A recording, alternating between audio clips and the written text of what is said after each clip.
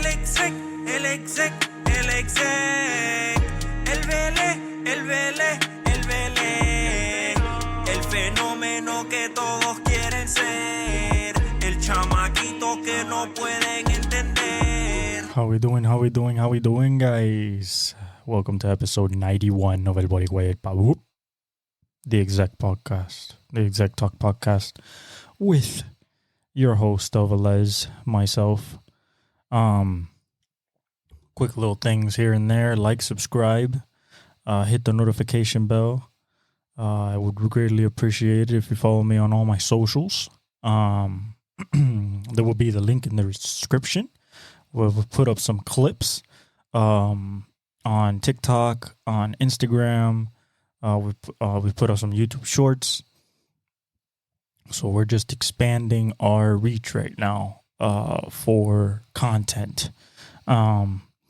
Couple of things that I want to get over with and talk about before we get into the meat and potatoes, which is like free agency and Justin Fields, and you know what does this mean for the draft and the wide receivers and all that craziness, plus some nice NBA talk.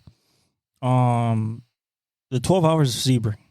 IMSA headed to Sebring, Florida, this past weekend for the yearly 12 hours of Sebring, 12-hour endurance race where 4 classes compete for GTP, which is prototype.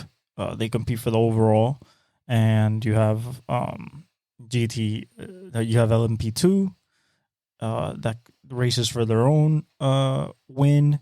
You have GTD Pro, which races for their own win, and GTD.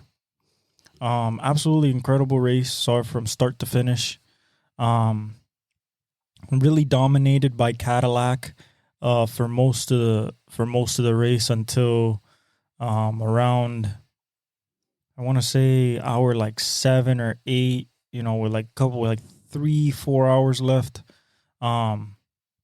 The leader was Pipo Derani in the 31 Cadillac for Wheeling, and he was going through traffic because in multi-class racing, you have to go through traffic, especially if you're a GTP car. You're faster than every other car on the field, so you have to pass them as you race, and figure out what's the best way an efficient way to pass this traffic. And he decided that he was gonna pass this GTD car on the inside. What he didn't calculate when he did the move, he could have waited. He had a 12-second lead. This guy was dominating. He was the defending champ. He was going for 5 in a row, who would have put him behind Tom Christensen for 6. He would have had 5, and Tom Christensen has the all-time record with 6, aka Mr. Lamar, TK himself. But he goes inside of this Ferrari and clips him with his right back tire, gets turned around at like 130 miles an hour, hits the wall, flips over, and his race is done. He's fine. Those cars are extremely safe when it comes to crashes and stuff like that. Safety measures have been, extensively upgraded upon and researched over the years. But it was a scary.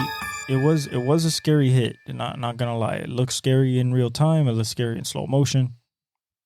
So he's out, and now it kind of like a crapshoot. You have the 0-1 for Canassi Racing, another Cadillac V8, naturally aspirated. Started dominating a little bit after Pipo crashed, but then as soon as the sun starts heading down, the Porsches of Penske and the Andretti and Wayne Taylor Acuras were on the hunt. They have turbo engines. The Cadillac has a V8 naturally aspirated, so it's only natural when temperature gets cooler, and they finish at night. They finish at 10 o'clock at night. So once the sun went down, you saw the turbo cars really like gain a little bit of speed, and it was a back and forth affair between Porsche and then Cadillac and then Acura. And in the last 10 to 5 minutes, Cadillac 01 with, I believe, was, I'm not going to go for it. I'm not going to butcher it. Sebastian Bourdais, the four-time IndyCar champ, was in front of Louis Delatraz in the 40 Acura for Wayne Taylor and Andretti Green Racing. And 5 minutes left, they found a little bit of traffic, and Delatraz passed Sebastian, and then Sebastian couldn't recover with 5 minutes left, and Acura and Wayne Taylor Racing with Andretti Autosport wins the 12 hours of Sebring in the 40 car. Amazing race. Absolutely amazing race. Kind of bummed out. I've always been a fan of the 01, even before, before this type of prototype, even the prototype that came before this one. Like, I've been a fan of the 01 and the Ganassi team since Scott Pruitt, one of the legends of the sport. That's when I started watching it. So I was really bummed out because I wanted Cadillac to win. But as long as Porsche doesn't win, because they've been winning everything, and Penske has been winning everything this year.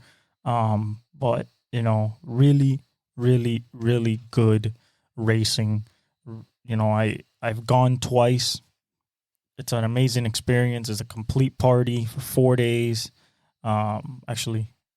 Depending if you go on an RV or you stay at a hotel or something like that. There's a hotel at the track. Granted, it's expensive, but you can see the race from the hotel, which is incredible. And there was a lot of cautions. There was over 2 hours in cautions, and a bunch of pit stops. It's pit strategy, pit mistakes. But shout out to Acura Wayne Taylor Racing with Andretti. Colton Herta, the IndyCar star, he was on the team. He was a driver, and so was Jordan Taylor, which is Wayne Taylor's son. Vassar Sullivan wins in GTD, the Lexus team, in GTD Pro with Jack Hawksworth, Kyle Kirkwood, and Ben Barnicoat. They're amazing. They're the defending champs from last year. And yeah, just a really strong team. That Lexus team, really, really, really strong team. Connor Zilic wins an LMP2. That makes him a 17-year-old that has now notched on his belt a win at Daytona 24 and at Sebring. That's pretty incredible at 17 years old. And then Mercedes wins in GTD with Philip Ellis in the 57. Really strong car. Has been strong since last year. Was strong in Daytona. Really untouchable, to be honest, until the 62. Actually, no, they won at Daytona. The 62 won in GTD Pro. But overall, amazing race weekend. Really, really enjoyed it. And it's a yearly thing that I just really, really look forward to. Shout out IMSA. They go to Long Beach next. I'm going to watch that Grand Prix. And excited for the season. Love the racing. And for 12 hours to finish within 0.5 of a second, the cars got to be reliable, and they were, and it was an exciting race through and through. So I'm glad. Now, another event that took place, the Players' Championship for golf. Yes, we talk golf here too. I told you, every sport I like. Shout out to Scotty Scheffler. Becomes the only player to ever win back-to-back Players' Championships. He wins the 50th, which is, kind of nice, winning the 50th anniversary um, of basically the PGA's major, but it's not a major, but it's kind of treated like the fifth major. He came back from 8 strokes down. Incredible. He started at -12 for the day. Hit a eagle on 4, I believe. You know what? I'm gonna pull up his scorecard just so like I can put in perspective like what this guy did. He started off slow. He went par par par. And he like it didn't seem like he was behind, like, the cut, not the cut, but the leaders were at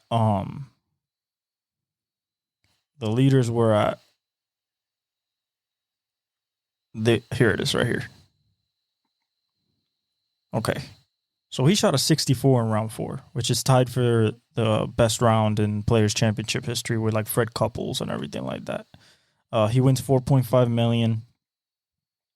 But the key was the way that it like the way that it looked was just dominance. He hit an eagle on 4. And it was over. Like, yeah, he hit an eagle on 4. Basically, he put it in basically over the water. Got it in.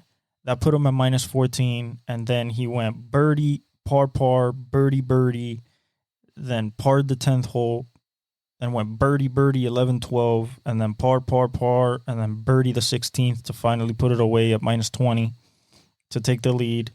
And then par par to finish out the round at a 64. And Brian Harman and Xander Schauffele was at a -21 at one point, I want to say, when he started. And he got a bogey at 4, got 2 birdies, 7 and 9.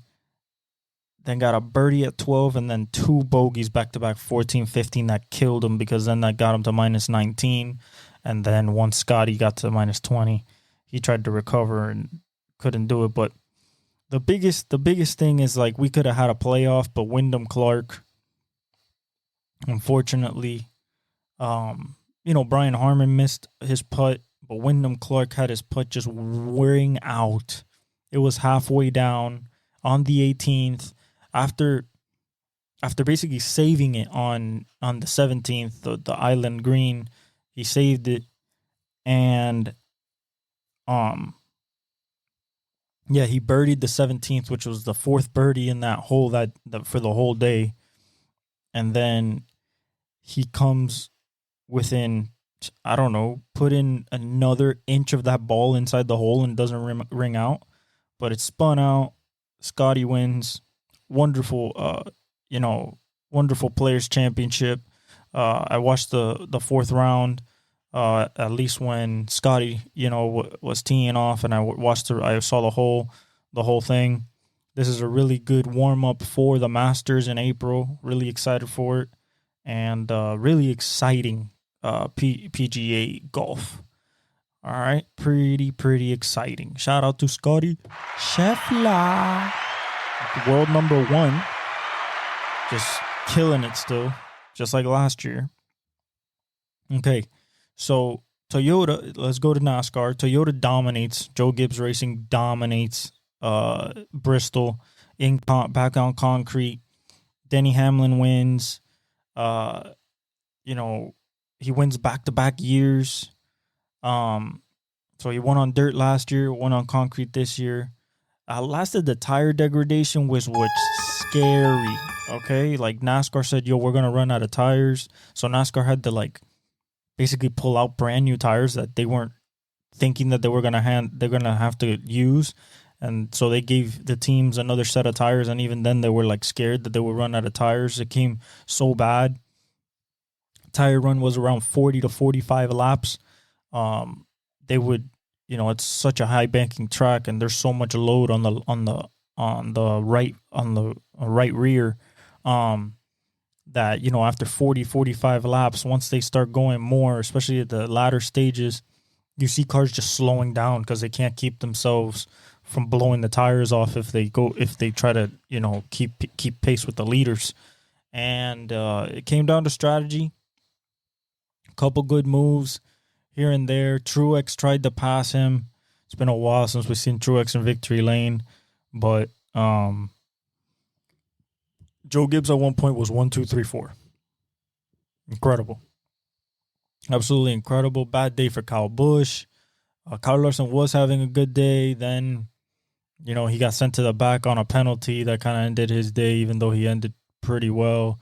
Only 11 cars, stayed on the lead lap because of everybody slowing down. And, once the leaders got new tires, like they just started running circles around people. But really, really, really good race. The tire stuff really kept it very, very interesting and excited for what the season got. But Toyota's dominating right now the last two races. After we said Hendrick was gonna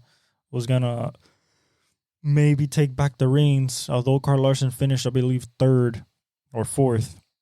So he keeps up his points total pretty high, even though he has a win already. But overall, I think that it was a good race. Can't wait for the next one. Next week at COTA, first road course of the year at Circuit of the Americas, where F1 runs, and excited there. Probably I'm thinking there. AJ Allmendinger, Kyle Larson, Kyle Busch, Truex Jr., and William Byron. That's what I'm thinking over there. That's what I'm thinking when they go to COTA. All right. Time to get to NFL free agency. Okay. We're going to talk about the big ones. Okay. Because right now, there's a lot of minor moves happening. So, but, I think that, the big moves is what we got to talk about, Justin Fields and such, So I'm just going to go through the moves a little bit that have happened. Today, the Panthers have agreed to terms with former Packers offensive tackle Josh Nijman for some depth at the O-line. Former Ravens Pro Bowl Kevin Zeitler intends to sign a 1-year deal with the Detroit Lions. It's pretty good. To put on that defensive line to offensive line. 49ers reaching a 1-year agreement with Josh Dobbs, the Pastronaut, 1-year deal as a backup. Seahawks signed former Rams guard Tremaine Ankrum, a little depth there. The Browns QBs are Deshaun Watson, Jameis Winston, Tyler Huntley, who they just signed, and DTR, Dorian Thompson-Robinson. So they have a pretty good depth chart there. Hopefully Deshaun stays healthy and they don't have to use it. So the Ravens have now seen Patrick Queen go to Pittsburgh, Geno Stone go to Cincinnati, and Tyler Huntley to Cleveland, all division rivals. Can't send them to anybody else. Okay. So the Justin Fields trade. First of all, I think the Bears got absolutely fleeced. Okay? And the reason they got fleeced is because this should have been done. This should have been done last year at the trade deadline. Because that's when his value was high. He was coming off a good game and a good running game. And his value was high. And no, you wait all this time, the QB carousel happens, and now you're stuck with letting him go, doing right by him, according to Ryan Poles. His team wanted him to get sent to Pittsburgh. I guess. I mean, you're gonna be a backup. I mean, unless Russ stinks it up so bad, and I'm talking about horrible. If he plays like he played with the Broncos last year, 26-8, 26 touchdowns, 8 interceptions, you're not gonna see the field. But since he's there for a year, maybe they have him as the future, after this year. And they got two new quarterbacks for the grand price of like I think 4.5 million, which is insane. It's insane still. They turned Kenny Pickett, Mitch Trubisky, and Mason Rudolph into Justin Fields and Russell Wilson. One you're paying 1.2 million, and the other one you're just picking up the 5th-year option for like 20-something million. So it's not that bad.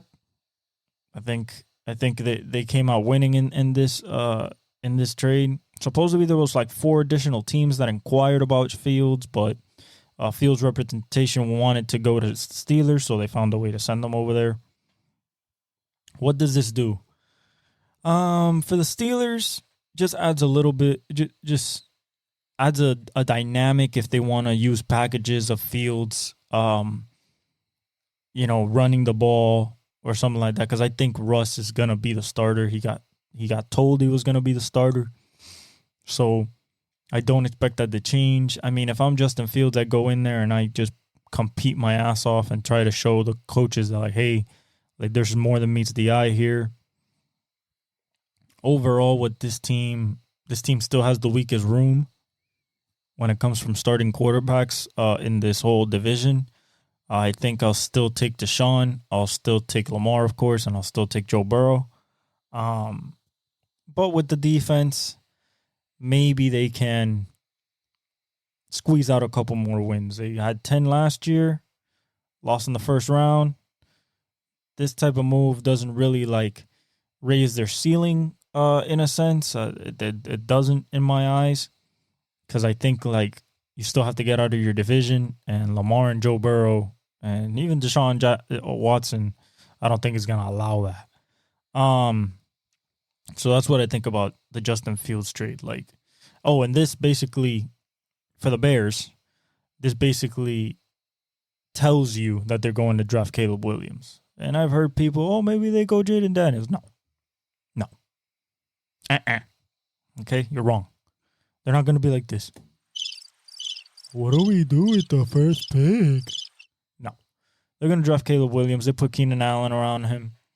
They have DJ Moore, Cole Kmet, DeAndre Swift. I mean, I need to shout out Ryan Poles. Listen, in order for a quarterback to be successful in his first year, knowing that you're going to start him when you draft him number 1 overall, he's got to have some type of supporting cast that he can rely on, lean on, experienced, knows what it is to play in big games, know how to make big plays, established veterans. And that's what he got.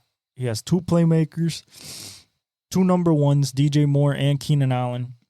I expect Keenan Allen to get over 100 targets this year. I expect him to be very productive. You give him a nice tight end in Cole Kmet. You might add a wide receiver in the draft with the 9th pick. Who knows? People are saying maybe not. I think that you still take Rome Odunze if he's there. That's just me. But overall, I think that they did a good thing. This is just setting up Caleb with the best opportunity possible to succeed right away. And they're taking Caleb Williams. Okay. The Chargers are expected to sign their former second-round pick, Denzel Perryman. Shout out to you for 1 year. KJ Osborne went to the Patriots for 1 year, base salary of $4 million. Listen, your best receivers are KJ Osborne and Kendrick Bourne. For the Patriots, I think that they should draft Drake May, but what's going around the grapevines because of what the Vikings have done is that the Vikings might package the first round picks that they have. They just moved up to 11.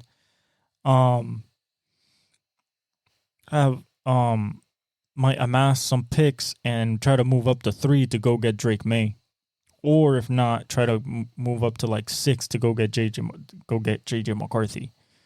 You know, I think the Patriots should take Drake May, but they have to sit him behind Brissett. There's no way that you can start him at all. At all. Like you cannot start him. His footwork is not good. He has to process better. His arm's good, but there's so much things NFL-wise that he has to learn, and that year would be really good for him. But if the Patriots, knowing, like if you look at the Patriots right now, that team is boo-boo, Kachu. Okay? Boo-boo, Kachu. That shit is horrible. Okay? Every spot. Wide receiver, probably biggest need. Still need offensive linemen. Still need DN. Still need D tackle. Christian Barmore was only one dude. You need linebacker play. You need safety. You need another corner next to Christian Gonzalez. Like, you need help in the whole damn. You need quarterback. Need running back. Like, you need everybody. Everybody. And that's with a new coach. So that's going to be tough. But they signed KJ Osborne one year. We'll see what happens. I think they're going to be bottom of the AFC. I can't see this team doing anything else than that, guys. I can't. The Dolphins too good. Bills too good. Jets are going to be better. And then everybody else in the AFC is just better, bro. I'll take the Colts over them. Of course, I'll take the Texans over them. I'll take the Jaguars over them. Tennessee at this point, I'll take over them. Like, with Callahan. Like, I take the Raiders over them, to be honest. Like, I just don't understand. Like, so many holes. So many. So many. The Cowboys converted a $5 million roster bonus to Dak Prescott on Sunday into a signing bonus, creating $4 million in salary cap. I don't know why you want $4 million. You haven't done nothing with it. So the Commanders kicker Joey Sly has signed for a year with the Jaguars.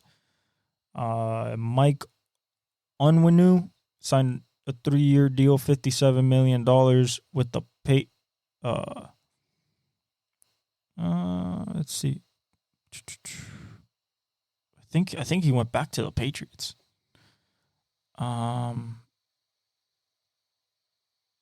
Yeah. He's going to be the expected moving right tackle moving forward.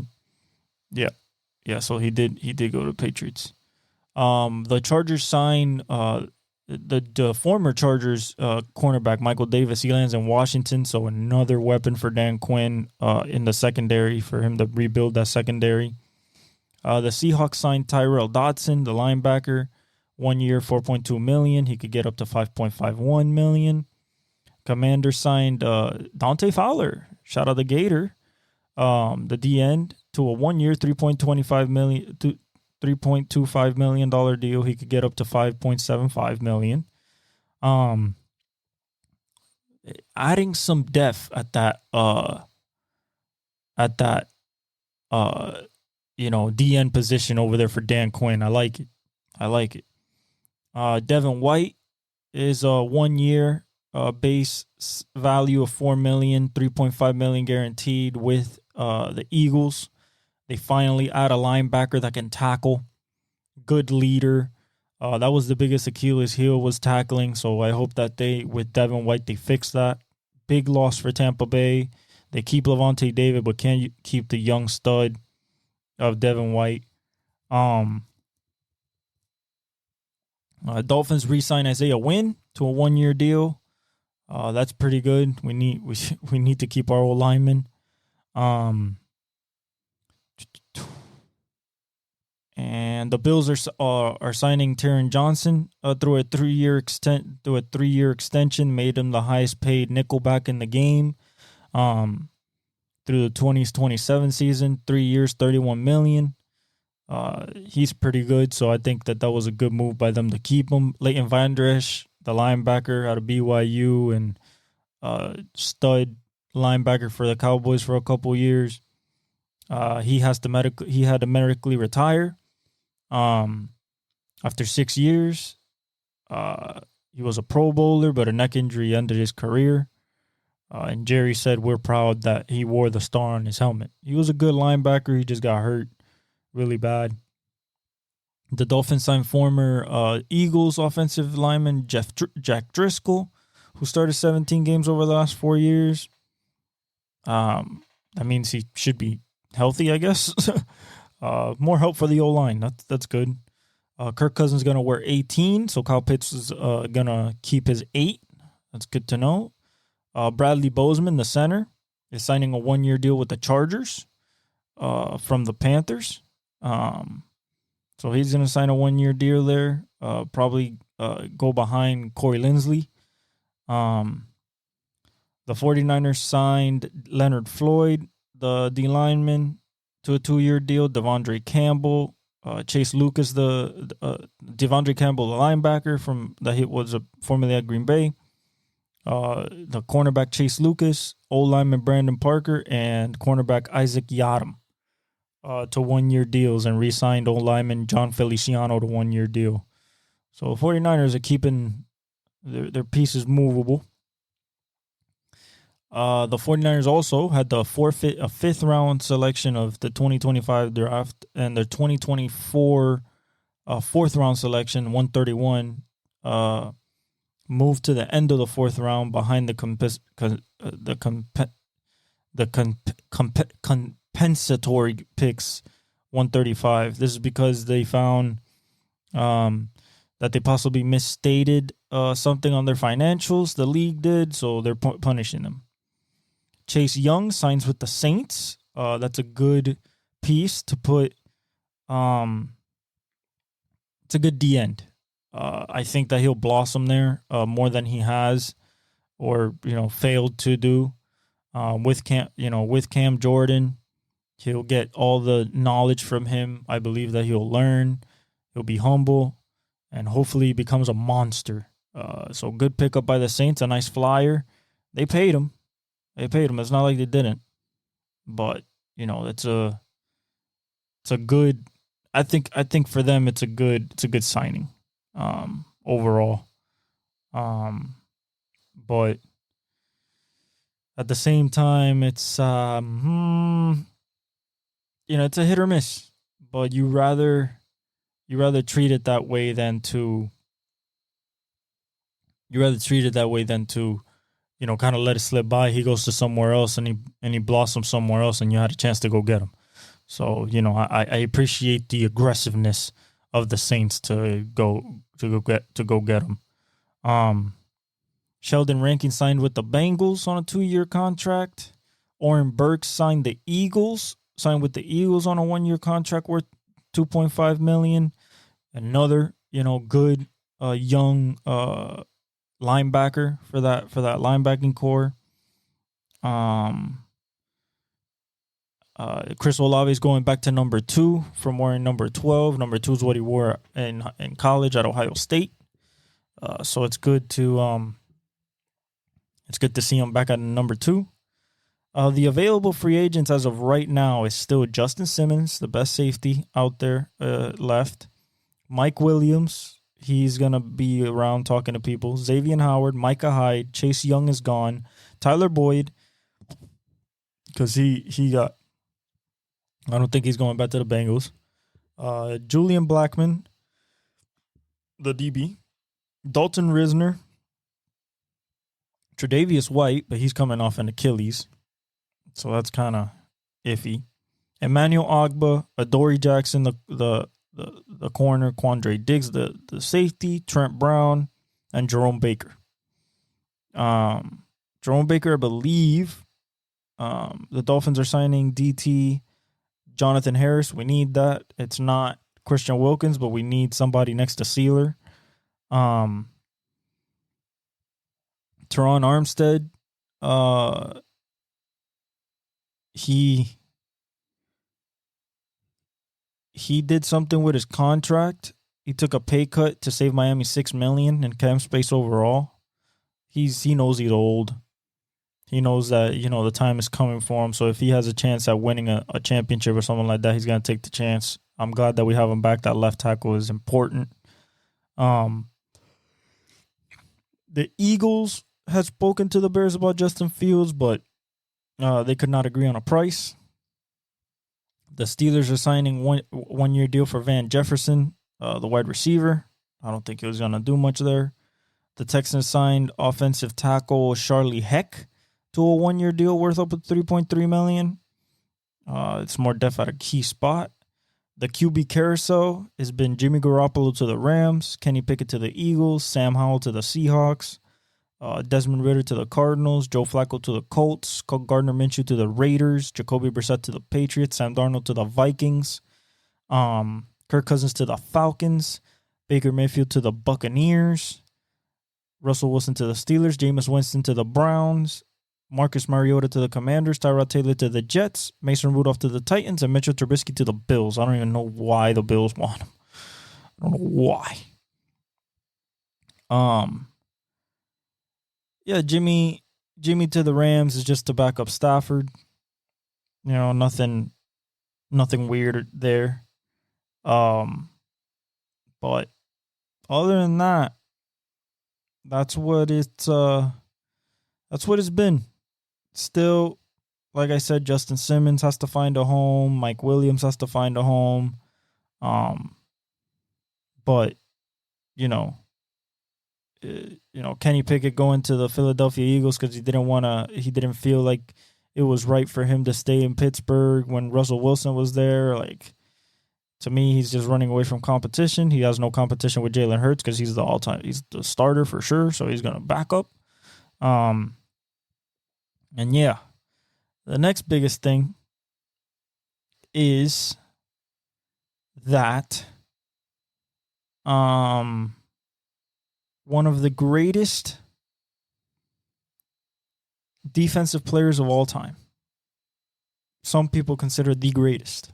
Hand of applause, round of applause to the greatness, to a 10-year career that included 10 straight Pro Bowls, Defensive Rookie of the Year, 3-time Defensive Player of the Year, 8-time First Team All-Pro. In 10 years as a D tackle, over 111 sacks. Thank you for all the great memories. Super Bowl champion and sealer, Aaron Donald. Listen, man, I've seen this guy since college. Absolute wrecking ball. Hands of a ninja. Trained with knives for his hands, and the way he uses his leverage and being smaller but more stocky. The guy looks like he could play. I mean, he retired as a first-team All-Pro this past season. They put a picture on Twitter that says "Quarterbacks rejoice, legends live forever." That was the Rams, basically poking fun at the fact that like quarterbacks hated facing him. There's pictures of him beating triple teams and being quadruple teamed. I mean, you name it, this guy has done it. Him and Lawrence Taylor, I think it's him, Lawrence Taylor, and Reggie White. I think that's the three that come to mind when it comes to greatest defensive players of all time. You could put Dion in there if you want. But mine, I think it's Reggie, LT, and him. He's the only player, along with Barry Sanders, that in 10 years he got 8 first-team All-Pros. He's also the only defensive player to go 8-team All-Pros. I believe that Lawrence Taylor was the other one. Absolute greatness personified, humble, came in, hard work, whooped everybody's ass, didn't care who was in front of him, and sealed a Super Bowl for the Rams. And they were at home, which is crazy. They were at SoFi. At SoFi. Against the Bengals. If he wouldn't have hit him, if he wouldn't have pressured Joe Burrow, he had Jamar Chase open for a touchdown, and that would have ended the game.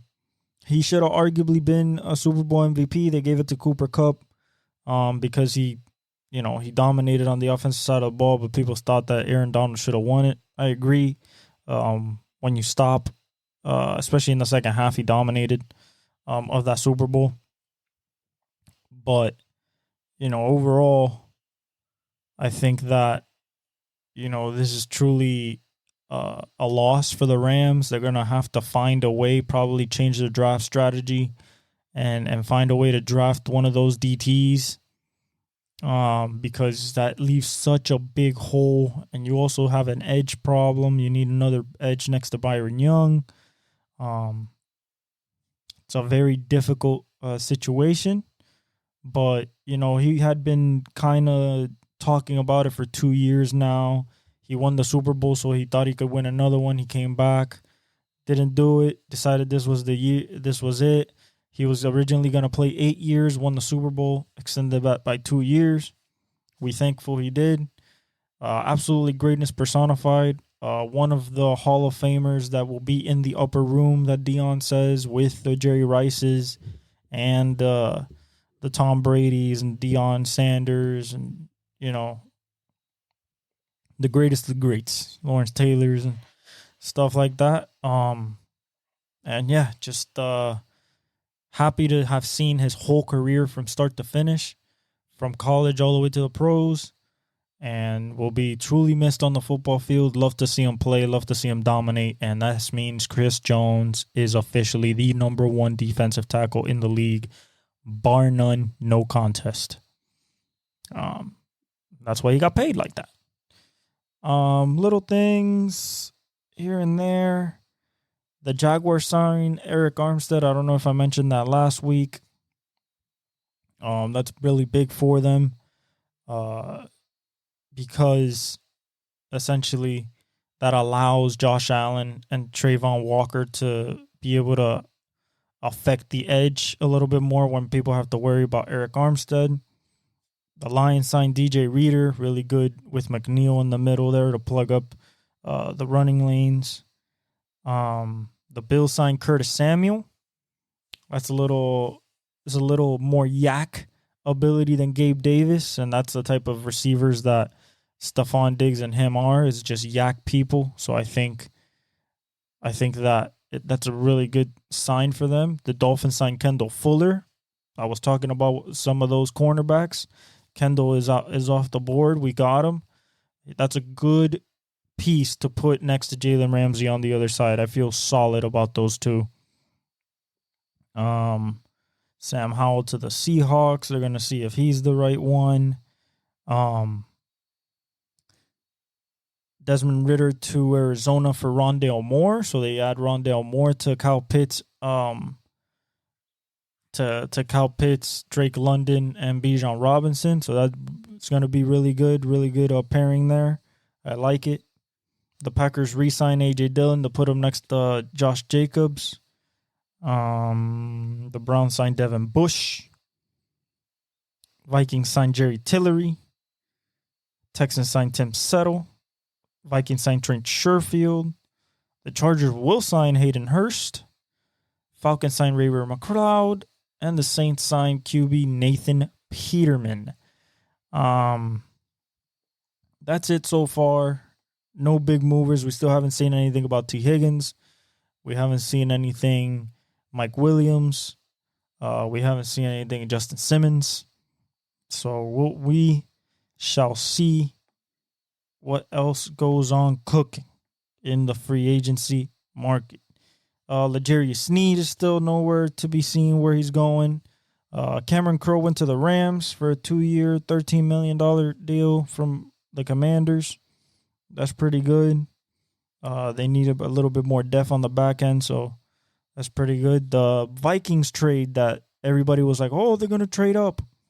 So they received the 23rd pick and the number 232 pick, and then the Texans received the number 42 pick, the 188, and a second rounder next year. They're talking about they're going to move up from 11. So if you package the 11th pick, the number 23 pick, I think that maybe that gives you enough of a bump to maybe convince the Patriots to trade back for assets.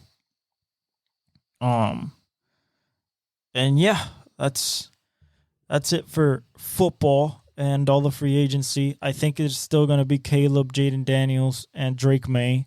Regardless if Drake May goes to the Patriots, regardless if Drake May goes to the Vikings, if somebody else trades up there like the Raiders. If not, it's gonna be Caleb, Jaden, Drake May, and then the Vikings are in a very interesting spot because if they can't get up to 3 to get Drake May and they still like J.J. McCarthy, which I think O'Connell does, then they could trade up to 6, and that would take less than going up to 3 because I think the Chargers are taking Joel. I don't think that is any type of, surprise, and I know that Marvin Harrison Jr. is going number 4 to Arizona for Kyler. So that's what I'm thinking right now. There are some buzzes here and there that people might be trying to trade up, and maybe there'll be a run on the quarterbacks all the way to Bo Nix. Michael Penix is a little bit in the air because of age, injury history. Some people think that he can't throw at the NFL level because there's some reason or another. I think he's the best spinner of the football in this class. Jaden Daniels throws a better deep ball, but I think the best thrower of the football is Michael Penix. So overall, looking good for teams, looking good. The Steelers, I mean, they're just putting hope into baskets that might be half empty, but maybe they're half full. Who knows? I know that Justin Fields is probably not going to start. The 6th-round pick is probably going to stay a 6th-round pick. I don't think that he's going to take 51% of the snaps. And Chicago got fleeced. That's what happens. Other than that, let's go to the NBA. We had 2 game winners yesterday. One by Kyrie on a 20-foot left-hand floater over Jokic to beat the Denver Nuggets. That shit was crazy. That shit was insane. And then we have Bam beating the Pistons. We should be blowing them out. I don't know why we have to hit a game winner over them. But Bam hits a game winner, a 30-footer over the Pistons that Terry Rozier brings it up the court off a rebound.